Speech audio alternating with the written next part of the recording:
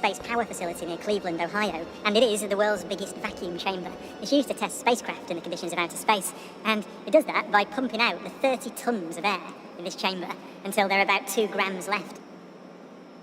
And it's kind of got an eccentric construction, which is part of its history. It was built in the 1960s as a nuclear test facility to test nuclear propulsion systems, and that meant that they built it out of aluminium to make the radiation easier to deal with. Aluminium is not the best thing, the strongest material to build a vacuum chamber out of, so they built an outer concrete skin, which is part radiation shielding and part an external pressure vessel, so that this thing can take the force that's present on the outside when it's pumped out to the conditions of outer space. Galileo's experiment was simple. He took a heavy object and a light one and dropped them at the same time to see which fell fastest.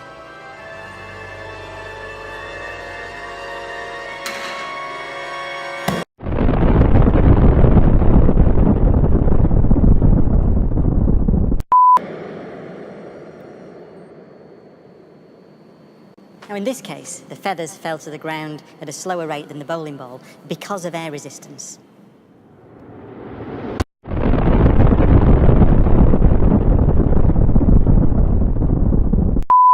So, in order to see the true nature of gravity, we have to remove the air.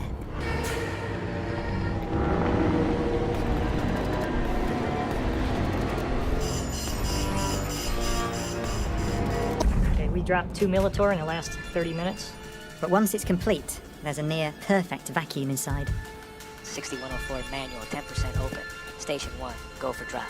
PCV 30-1, pressure set point at 240 psi. We are go for drop. 10, 9, 8, 7, 6, 5, 4, cameras on, 2, 1, release.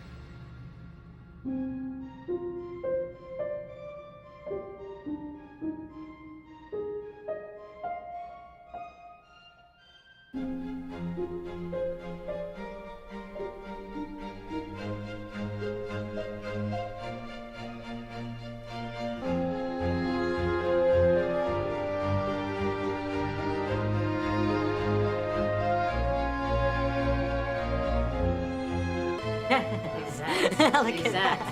They came down exactly the same. Wow. Look. Watch right there. Look how they hit right there. Exactly. Back on the side. Exactly the same. Feathers don't move, nothing. Look at that. That's just brilliant. Isaac Newton would say that the ball and the feather fall because there's a force pulling them down, gravity. But the reason the bowling ball and the feather fall together is because they're not falling. They're standing still. There is no force acting on them at all.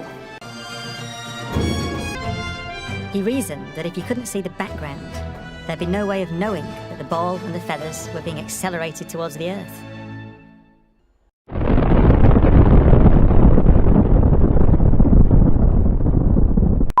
So he concluded they weren't.